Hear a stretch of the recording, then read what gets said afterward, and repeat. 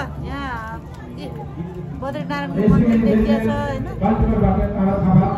हजुर कति राम्रो बद्रीनारायण धाम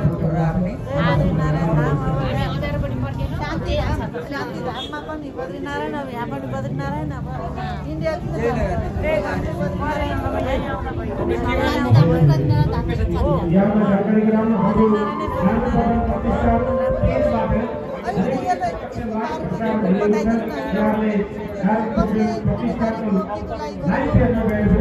नमस्कार, म चाहिँ उमा बिलारी यही नारायण पोखरेल प्रतिष्ठानको उपाध्यक्ष पनि छु।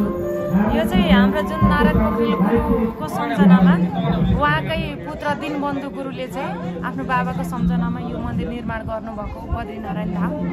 अब हामी चाहिँ नेपालदेखि टाढा टाढा जान्थ्यौँ बद्रीनारायण धामको दर्शन गर्न भनेर। जनधनको पनि धेरै क्षति हुन्थ्यो, त्यो चाहिँ क्षति नहोस्, अब सजिलो होस्, यहीँ दर्शन गर्न पाइयोस् भनेर भगवान्लाई चाहिँ यहाँ राख्ने काम गरिएको छ। धन्यवाद जानकारीको लागि।